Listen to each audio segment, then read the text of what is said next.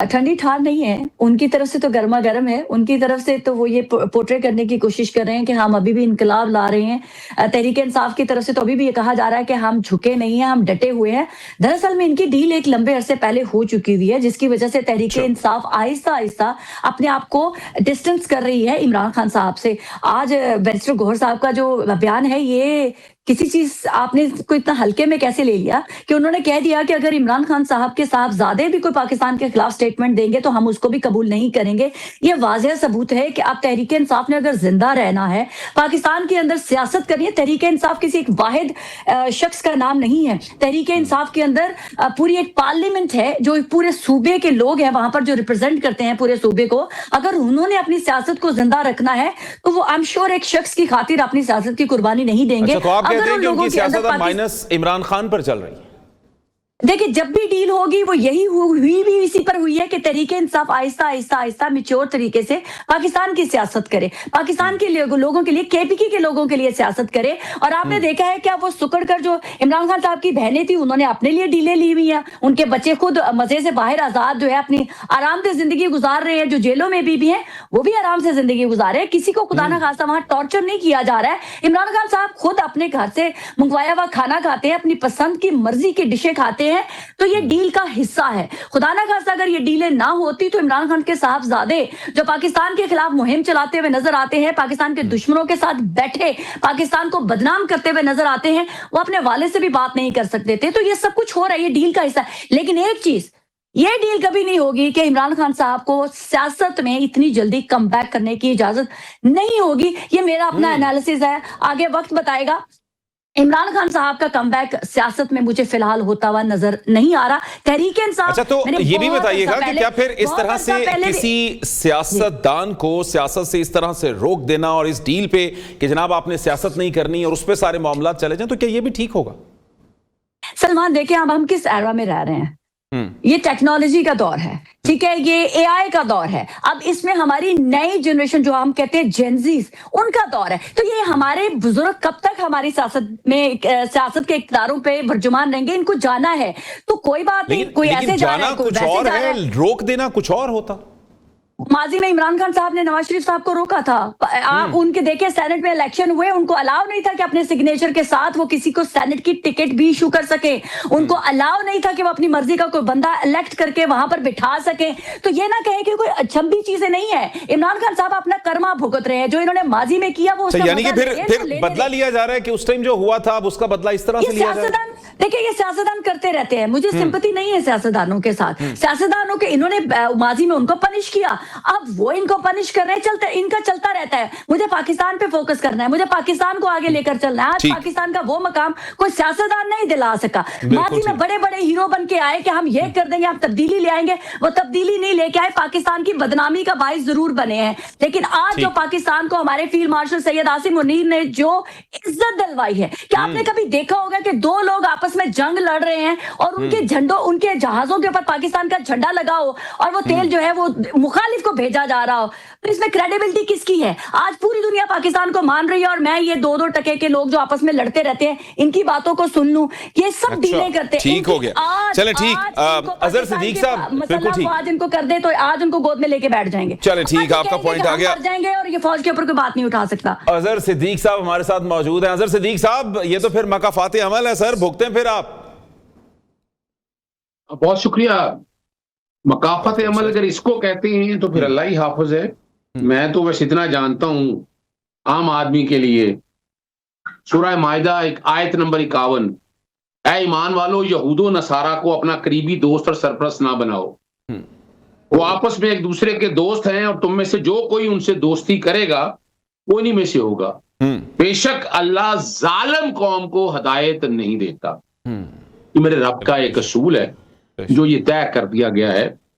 और जिसने कुरान मजीद और सुन्ना बड़े ध्यान से पढ़ी हो, गज़वा हिंदक के कॉन्सेप्ट को देखा हो, हजरत इमाम महदी के ज़हूर को, हजरत ईसा अलैहिस्सलाम के तशरीफ लाने को, डॉक्टर इसरार अहमद को, डॉक्टर तारुल कादरी को और उलमाए कराम को पढ़ा तो उन्हें समझ आ जाती है। एक तो मानना पड़ेगा कि पूरी दुनिया कूफी थी और ईरान ने फतह कर लिया।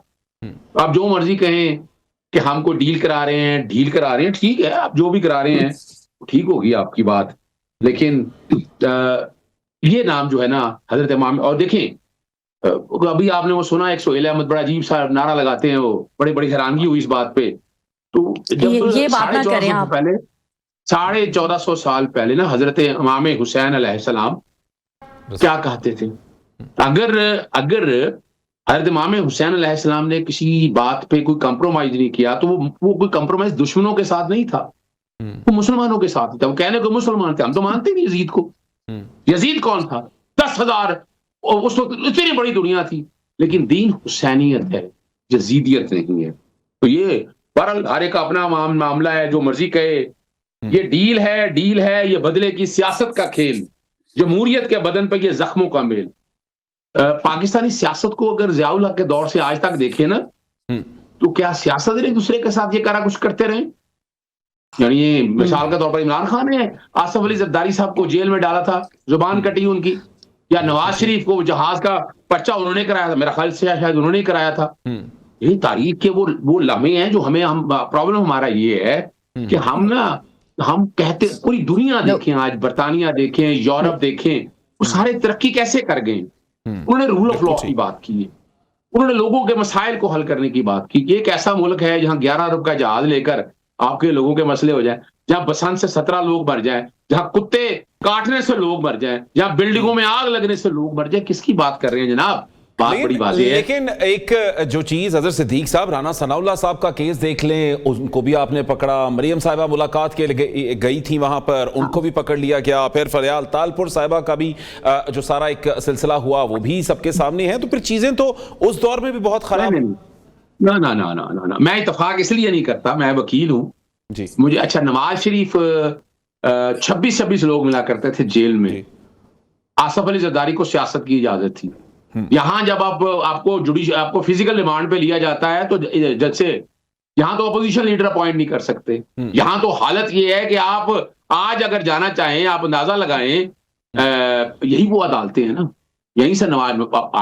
دیکھیں میں تاریخ کا وہ طالب علم ہوں جو اس کو یاد ہے کہ بھٹو صاحب نے جب ہینری کسنجر کے ساتھ ان کے ڈائلاگ ہوئے، تاریخ کا حصہ ہے، we will eat grass and will not compromise. پھر ان کا ٹرائل میں نے پڑھا ہوا ہے، مجھے تو پتہ نہ کیا ہے. بھٹو کا ٹرائل میں نے اپنی آنکھوں سے پڑھا. بھٹو صاحب نے جو کہا تھا وہ تاریخ کا حصہ ہے. تو آج بھی سمجھنا یہ ہے کہ سیاستدانوں نے اپنے آپ کو بیچ دیا. سیاستدان آج بھی چاہتے، یعنی جو بھی ہے، فیلڈ مارشل کا بڑا کمال ہے، اس میں کوئی شک نہیں، اس میں تو کوئی رائے نہیں ہے دوسروں. لیکن جو سیاستدانوں نے کالک ملین اپنے منہ کے اوپر، اس نظام کے اوپر، کہ یہاں جتنا ظلم پاکستان کے اندر اس وقت ہوا ہے، اس سے پہلے ماضی میں آج تک. آج کمیشن والے تھے. چلے میں آپ کے سامنے ایک اور بات رکھتا ہوں. بالکل ٹھیک. میں تو ایک بات آپ کے سامنے رکھ دیتا ہوں کہ ضیاء الحق کے دور سے نا مشرف تک کا دور تھا.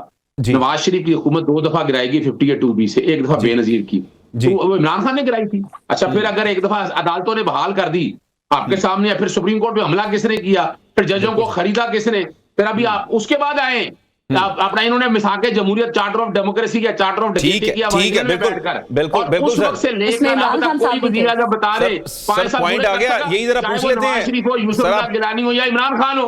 بالکل ٹھیک ہے. یہی بات ہم ذرا بیوقوف بننے بنے رہے، وہ ایک علیحدہ بات ہے، لیکن سمجھ آ رہی ہے کہ کیا چل رہا ہے، کیا ہو رہا ہے، اس میں نقصان پاکستان کا. یہ بالکل تلخ ایک تاریخ ہے. سفینہ صاحبہ، بات تو تاریخ کے حوالے سے بالکل ٹھیک ہے ان کی کہ یہ سب کچھ تو ہوتا رہا، اور یہ سب کچھ سیاستدان اگر کرتے رہے تو بتائیں پھر اس پہ. اظہر بھائی نے بڑی ہی خوبصورتی کے ساتھ اتنی باتیں لچھے دار ایک وکیل ہونے کے تحت جو ہے وہ خوب گھمایا ہمیں، خوب گھمایا. اینڈ میں کہا فیلڈ مارشل سید عاصم منیر مہاد بے شک بہت اچھا کام کر رہے ہیں، اور ان سیاستدانوں نے اپنے منہ پہ کالک ملی ہے. میں بھی تو یہی کہتی ہوں. تو ہم ایک متفق ہو گئے ایک چیز کے اوپر. مجبوری ہے ان کی، مجھے سمجھ آتی ہے، وہ ایک پارٹی کو ریلیٹ کرتے ہیں تو اس کی وجہ سے بولنا پڑتا ہے. اظہر بھائی وہ اگر ہدایت حاصل کر رہے ہیں تو پھر کرنے دیں ان کو، وہ جو کہہ رہے ہیں تو پھر مانیں. نہیں ہدایت دیکھیں ایک چیز جو آپ ہمیشہ نعوذ باللہ ہم پیغمبروں کو اور پاک ہستیوں کو انسانوں کے ساتھ ملاتے ہیں نا، مجھے پرابلم تب شروع ہو جاتی ہے. نہیں لیکن ان کا عمل تو قابل تقلید ہے نا، آپ نے ان کو دیکھ کے اسی کے مطابق بڑی جو بڑی شخصیات ہیں، بڑی نہیں ایک سیکنڈ آپ خدارہ مجھے یہ کہنا چاہتے ہیں کہ میں عمران خان صاحب کو حسن حسین کے ساتھ ملا دوں؟ نہیں اس حوالے سے تو انہوں نے بات ہی نہیں کی. انہوں نے تو اس وقت باطل کی جنگ کے حوالے سے بات کی ہے، اور اس وقت سچ اور جھوٹ کا جو اقتضاد ہے اس کے حوالے سے बात की है। इसका फैसला कौन करेगा कि बातिल के साथ कौन है और सच के साथ कौन है और जालिम के साथ कौन है और मजलूम के साथ कौन है? ये तो बस इसी फैसले में हम रह गए तो फिर तो सब कुछ मिट जाएगा।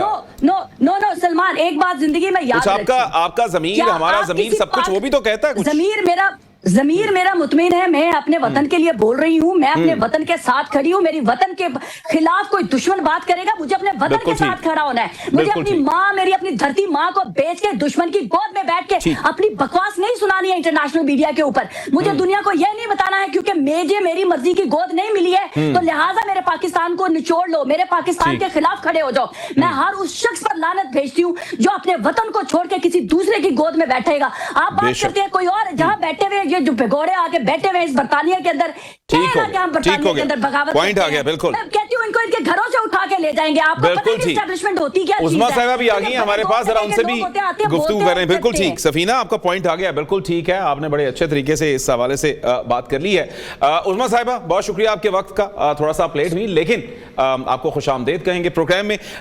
क्या डील करवाने जा रहे हैं आप? कुछ डील की जो एक शुनीद हमें जो है एक नजर आती है, तो क्या वाकई कुछ ऐसा मामला है कि आपस में कुछ डील शील चल रही है, कुछ हालात साजगार हो रहे हैं पीटीआई और हुकूमत के दरमियान? जी बिस्मिल्लाहिर्रहमानिर्रहीम।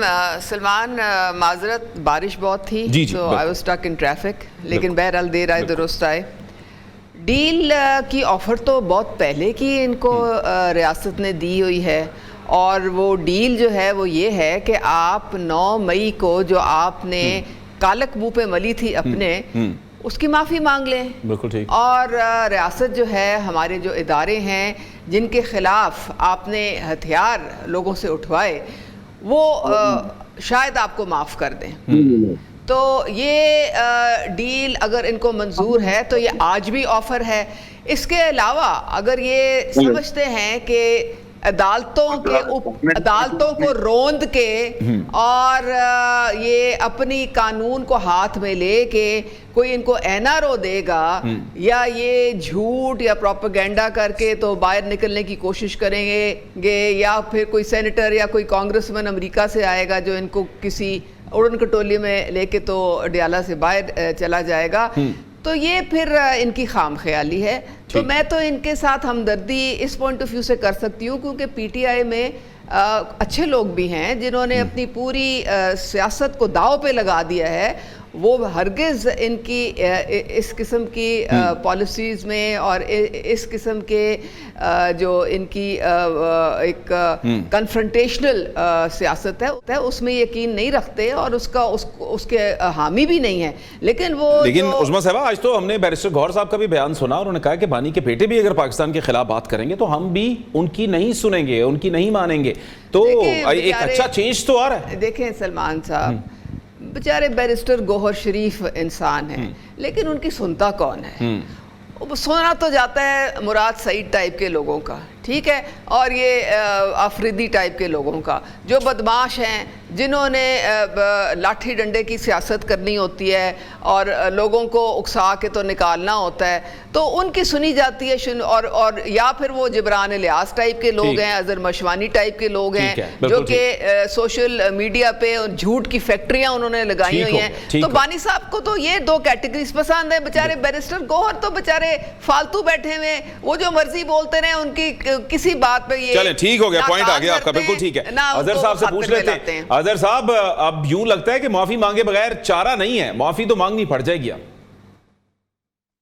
मैंने आपके सामने एक छोटी सी मिसाल बताई थी। देखें, जो हमारे देखें ना, सादक और अमीन आका दो जहां हुजूर नबी करीम से ज़ात के अलावा तो हो नहीं सकती, लेकिन वो पैरामीटर है सच्चे होना है। हजरत इमाम हुसैन अलैहिस्सलाम ने हक पे खड़े होने का कहा है। अब हक पे अगर खड़े, मेरी बात सुनिएगा, तारीखी तौर पर देख रहे हैं ना, बड़ा सुनते रहे हम। तो आपको याद होगा रोग आर्मी, अपना नरेंद्र मोदी, अच्छा वो जातीय उमरा में आया था ना, वो याद होगा आपको, आमों की पेटी आई थी, साड़ी आई थी, फिर सज्जन जता, वो पता नहीं मिटाल, फिर वो गुलभूषण यादव का इंटरनेशनल कोर्ट ऑफ जस्टिस में गया, और लोग अपना वो जो लफ्ज हैं, फिर आपको पता है डॉन लीक्स वाले सारी चीजें, वो असल में यादाश्त कमजोर है। हमारे इदारों की भी शायद यादाश्त कमजोर है, और पता नहीं वो क्या नुक्ता नजर या क्या निजाम लेकर चलने थे। लेकिन तारीख में और आंख में एक बात तो बड़ी वाज़ेह है ना कि इमरान खान पाकिस्तानी तारीख में वाहिद लीडर साबित हुआ है, ना वो डील की ना डील की। और होता तो कब का आकर अस्पतालों में बाहर बैठा होता। अब मैं तो एक एक बंदे को जानता हूं ना कि जिनकी अगर ये हुआ, इनकी कोई घर बैठे जमानतें नहीं हुई हैं, इनको बैठकर अपना पार्लियामेंट में जाने के लिए को मेडिकल में अस्पताल, यानी आप अंदाजा लगाएं अस्पताल तक नहीं जा सकते। और हालत ये देखें हमारी, उनका नाम है इमरान खान नियाजी, हम बानी पीटीआई कहते हैं, यानी आप अंदाजा लगाएं कि आप, और प्रॉब्लम यहाँ पर ये है जो समझना है कि इस 3.5 साल में इस निजाम की तबाही और बर्बादी कर दी है। कोई एक बड़ा केस बता दे मुझे करप्शन का, ये 11 अरब के जहाज के लिए। मैं अभी और बता दूं, बड़ी मजेदार बात आपको, अभी तो आपके में चालान नहीं हुए ना ई टिकटिंग के जरिए, 16 अरब रुपया 4 महीनों में जनाब, लेन वायलेशन पे जनाब, वो जेब्रा क्रॉसिंग पे, यानी आप जैसे यूरोप में बैठे हैं, आप बैठे इंग्लैंड में बैठे हुए हैं, पता ही नहीं है और उनको फाइन होता जा रहा। बिल्कुल, अच्छा ये हकीकत है कि यानी वजह क्या है, वजह है यहाँ पर निजाम है डिक्टेटर। आपको याद होगा वो लफ्ज जो इस्तेमाल हुए थे ना, स्विट्जरलैंड माफिया और गॉडफादर। और क्या हो रहा है यहाँ? आम आदमी की सुनवाई बताए ना, मुझसे पूछे आम आदमी की सुनवाई कहाँ है? यहाँ पर आम आदमी को सुनवाई कोई नहीं है, जहाँ 3.5 साल के अंदर इतना काम हुआ है, इतनी करप्शन हुई है, इतना, यानी आप पूरे प्रोजेक्ट उठाकर देख ले आप, यानी आज तक ये जहाज